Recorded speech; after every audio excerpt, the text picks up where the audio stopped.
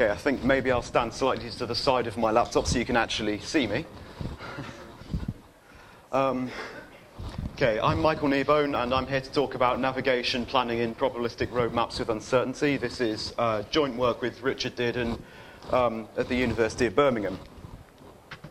So the problem that we're actually looking at is how to get a robot to navigate from one specific point in an environment to another specific point to the goal when there are obstacles in the environment, but it doesn't have perfect knowledge of where all those obstacles are. So there's uncertainty in the location of the obstacles, but we assume that the robot is not uncertain in its own location. So it always knows exactly where it is. And we want to produce the plans offline, so it knows what it's got to do. It's not trying to decide in real time. And also we assume that the robot can make observations of the obstacles in its environment as it becomes closer to them. So we do have an observation model, but we leave that fairly loose. Okay, so here's what the representation of our problem actually looks like. The obstacles are those blue squares you can see, and we actually represent the uncertainty in the obstacle locations with Gaussian distributions over the obstacle vertices. Those are shown as the circles around the vertices. So the size of those distributions actually represents the uncertainty. So in this obstacle in the right-hand side, we've got fairly tight distributions, which means it's fairly confident of the actual location of those. Whereas the obstacles in the middle, we've got the larger distribution, so it's a lot less certain of where those obstacles actually are. And we use probabilistic road maps, which I'm guessing I probably don't have to explain very much to this audience, to actually produce the movement graph for the robot. So if we've got a start location down in this corner here, and we wanted to reach the goal up in the top left corner there, we wanted to find the minimum expected cost, or the route with the minimum expected cost through the graph. Now, because probabilistic road maps doesn't handle uncertainty inherently, it assumes that the obstacles are truly located at the means of the distributions and then produces the road map based on that assumption. Now, unfortunately, because the obstacles may not be in that location, then some of these edges are going to be blocked, or we don't know their precise status, whether they'll be free or blocked. So we have uncertain edges, and these are actually shown in the graph as these dashed edges. So we can see we've got a few up in the top right corner and another couple lower down. So as the robot moves through the graph, it can make better observations of where those obstacles are. It might get more information about whether a particular edge is free or blocked. And what that means is that for edges such as in the lower part of the graph, where you've got two or more uncertain edges near a particular obstacle, then the states of those edges might be dependent upon each other. What that means is there's a correlation in the probabilities of whether those two states are blocked or not. And that's important in route planning because if we can exploit knowledge of that dependency, if we know about this correlation, we can actually produce better plans which give with a lower expected cost. As an example, if I can make an observation of one edge and I find out that it's blocked, and I know that the state of another edge is correlated with it, if I know there's a high probability that if one's blocked, then another's blocked, then I can infer that that other edge might be blocked without having directly observed it. Okay, so given that the robot is certain of its own location, it knows which node in the graph it's at, then its only uncertainty is over the states of the edges. Now, because we've got a finite number of uncertain edges, that gives us a finite number of combinations of edges that can be blocked or unblocked. For instance, in a graph that only has two uncertain edges, then there are only 4 possible combinations of states that the other edges may be in. For instance, they can either be both free, one free, the other blocked, or both blocked. So I can represent my uncertainty over which one is the true state of the world with a probability distribution, as shown in this example here, where in this particular case, the agent believes that both edges are free with a 0.4 chance and both are blocked with a 0.25 chance. And this is useful because we then don't have to keep a history of all the observations we've seen. This belief state, this probability distribution, summarizes that history of observations. Now, this naturally forms a POMDP, and in the paper we show the full description of that, but the problem is that the number of states and number of observations in that POMDP is exponential in the number of uncertain edges in the graph. So we can, what we do in our work is convert this into an MDP, where each state in the MDP consists of the PRM node, the actual location of the agents in the graph, along with an associated belief state.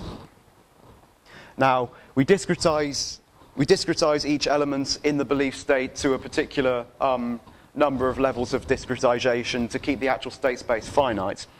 The actions are simply the set of PRM graph nodes. So an action might be go to node 1 or go to node 2 or whatever. The costs are derived from the PRM graph edge weight, so they're essentially the distances between the nodes in the graph. And the transition function is non-trivial. Full details are in the paper, but it's essentially based on the graph topology. So the agent's only allowed to traverse between two states that are actually connected in the graph. It's not allowed to teleport itself around the world as it likes. And it's also based upon the observations of the uncertain edges that the agent may make at particular graph nodes. Right. Okay, now, one of the problems with the state space as I've defined it is that the number of elements in the probability distribution over all the combinations in the world is exponential in the number of uncertain edges. So what we'd like to do is actually shrink the state space, and one way we can do that is to reduce the number of elements in the probability distribution by, instead of maintaining one distribution over all the possible combinations of edges, we can split the edges up into groups or into clusters and then maintain a distribution over each cluster. And because it's exponential, we get a reduction in the number of elements in all the distributions. And I'll show you an example of that just now. So this is the graph I showed you earlier, where there are 10 uncertain edges in total over the graph, giving us 1,024 elements in the total, in the distribution over all of the edges. But if I cluster related edges together, like so I can cluster the 4 edges in the top left area of the graph together, along with the 3 over on the left, and I can also cluster the 2 edges towards the bottom together, then that reduces the number of elements in all of the distributions down to 30, as you can see in the example, because with 4 edges, 2 to the 4 is 16, and so on for the other distributions. And that gives us a big reduction in the total number of states. Now, I can, of course, take that to its extreme and have every edge considered separately. And what we actually do in our work is we distinguish 3 separate models. We have the dependent model, which is where all of the edges are considered in one distribution, as I showed at the beginning. We also have the clustered model, where the edges are considered in related groups. And then we also have finally we have the independent model, where we consider each edge separately, which gives us the smaller state space, but the trade-off for that is that we completely lose any ability to consider edges as groups. Because we're considering the probability of every edge being blocked independently of every other edge being blocked, we can't possibly represent any relationship between those edges. If we learn something about one edge, then it doesn't allow us to infer anything about any of the other edges. So as an example of the kind of state spaces we're dealing with, or this is a very small example, if we had a graph that only had 6 nodes and 3 uncertain edges, and we discretize each element of the probability distribution into 10 separate levels, then the dependent model will give us around 70,000 states, the independent model 6,000 states, which is a big saving. But the real benefit is in the clustered model, where we're still able to represent some of the dependencies between related edges, but our state space is only 13,000. Okay. Now, to solve this MDP, we could apply standard value iteration and solve the entire state space, but as a couple of people have probably worked out by now, this is actually a stochastic shortest path MDP, so we can be much more intelligent about solving it. So we use the LAO star MDP solution algorithm, which I'm sure many of you are familiar with, which treats the MDP as a graph search operation. So as an example, we could represent the MDP visually as a graph where each circle here is a state in the MDP, and then LAO will find the optimal policy by only exploring the parts of the MDP graph that it believes to be optimal. It doesn't always get those right first time. It sort of adjusts its optimal graph as it explores. For instance, here all the states within the outline in the top half of the graph it might consider part of the optimal policy, whereas the states in the lower half of the graph it doesn't explore, as they never appear optimal. So we can use that to produce a policy, and hopefully it'll be optimal. But because each state in our MDP includes this belief state, which is an approximation of the POMDP belief state, we can exploit more structure. So what we found in many of our early experiments is that the LAO star algorithm was exploring many states in the MDP which have a very similar belief state, and also that many states with a similar belief state have a similar utility in the plan, and also were likely to share the same optimal action. So we can actually exploit that.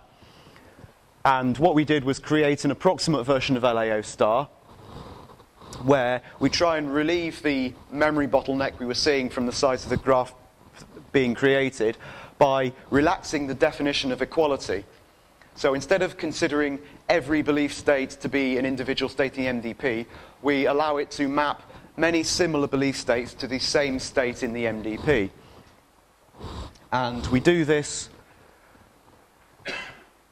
with a measure called the symmetric Kullback-Leibler distance, which is from information theory and is basically a measure of the relative entropy between two discrete probability distributions, which is exactly what the belief states are in our case.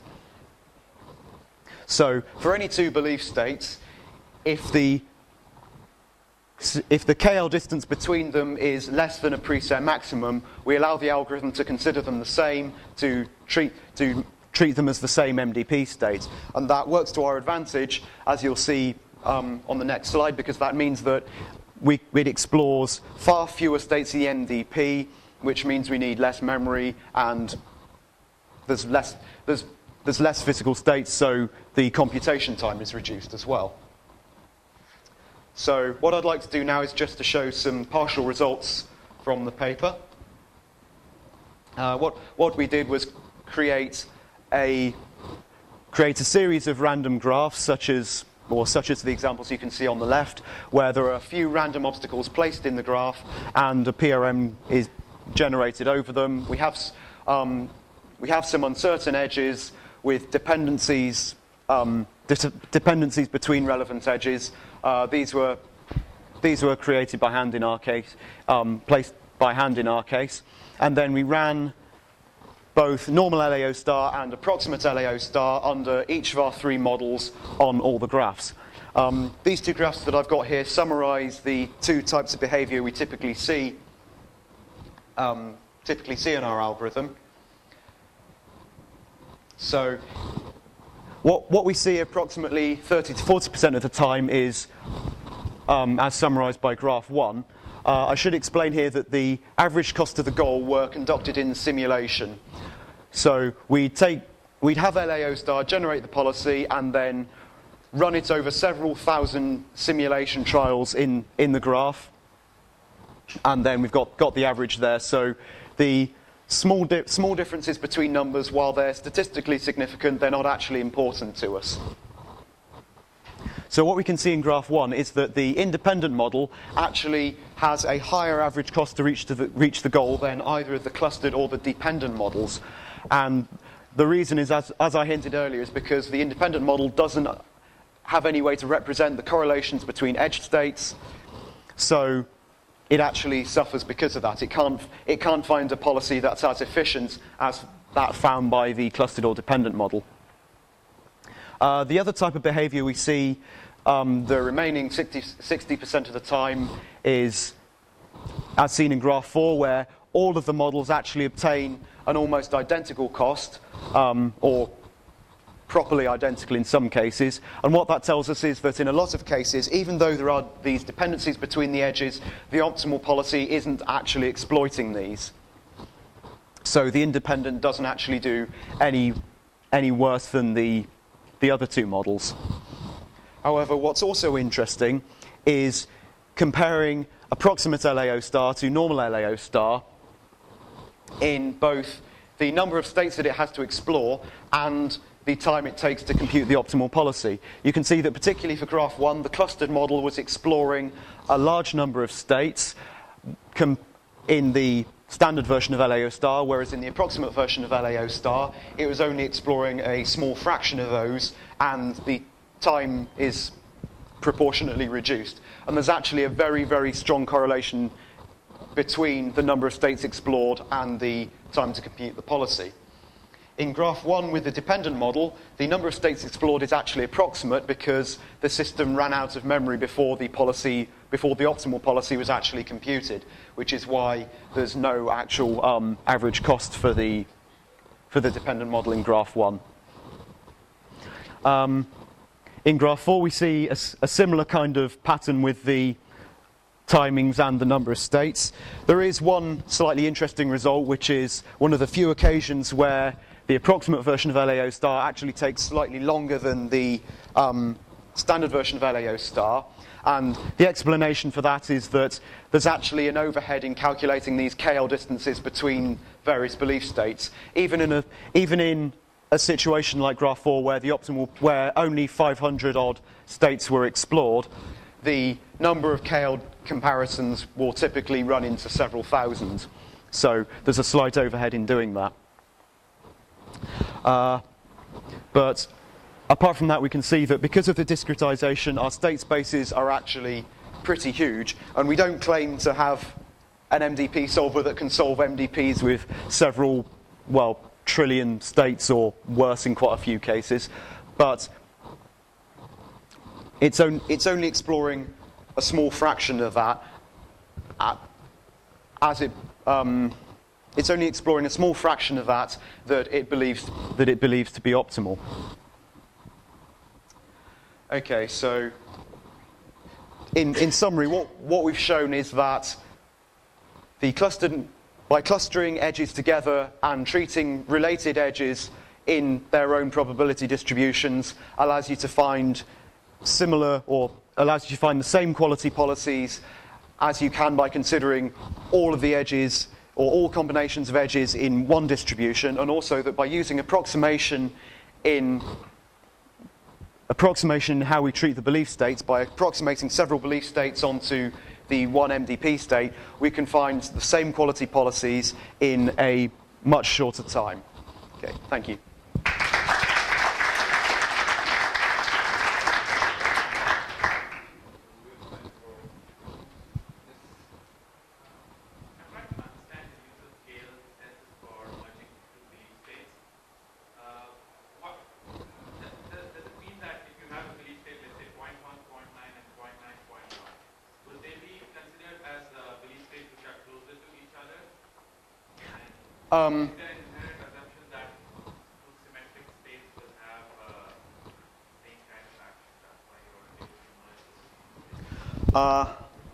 I'm not actually sure how the distribution of the probabilities across the I'm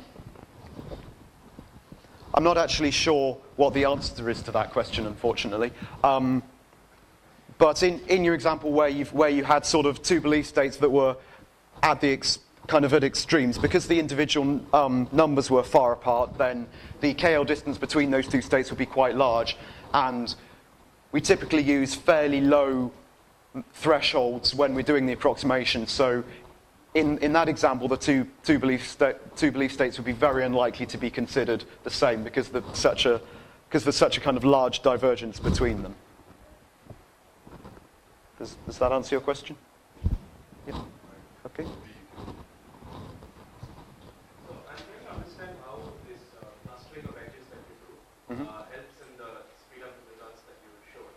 Would it be accurate to say, for example, that so when you have Bayesian networks, right, you have Bayes nets, and so you have nodes all independent of each other, and sometimes you make conditional independence assumptions to group these together to make inference, more tractable on Bayes networks. Would that be similar to what you're doing?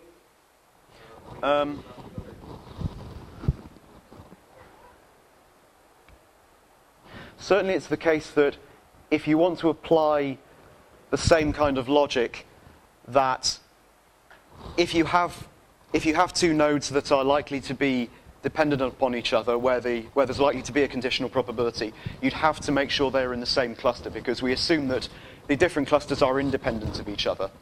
So if I go back to the graph with all the with this, yeah, we assume that the states of edges in different clusters are independent of each other. So you have to make sure that they appear, the edges where there's likely to be a dependence appear within the same cluster. You'd have to do the same thing with Bayesian nets. So you agree with that? So I was just wondering if you guys have thought about it and to see if you can apply methods that, because Bayes nets have been researched, for a long time. Yeah. So to see if those kind of methods might be applicable to what you're doing. So it seems looking at the numbers, that's what figured it out. Yeah, I mean, honestly, we haven't really looked at it, and it's maybe something I should follow up with you after this session. So, well, yeah, full blown computation might not be feasible, but did you try computing using some US policy like QMDP or something? Is this still doable for? It seems like maybe this you were saying that belief trees are similar, often share similar values, similar actions. It sounds like the main that QMDP might. QMDP wouldn't actually be that suitable for our domain because we allow the agent to make observations of edges, observations of the states of edges before it gets to them. The problem with QMDP is it won't ever take informative actions, and there are examples, we can come up with sort of very small examples where the optimal policy must do some kind of exploration. It must gain some information before it makes its decision as to what to do. Whereas QMDP takes a step, suddenly assumes that all the uncertainty from UOLs disappeared, and then carries on executing. So I wouldn't expect QMDP to actually do very well in this type of domain. And actually, we do compare our work to a couple of non-decision theoretic or a non-decision theoretic planner, which just sort of takes it takes the shortest route to the goal with some weighting added on the uncertain edges, so it doesn't take the Euclidean shortest route.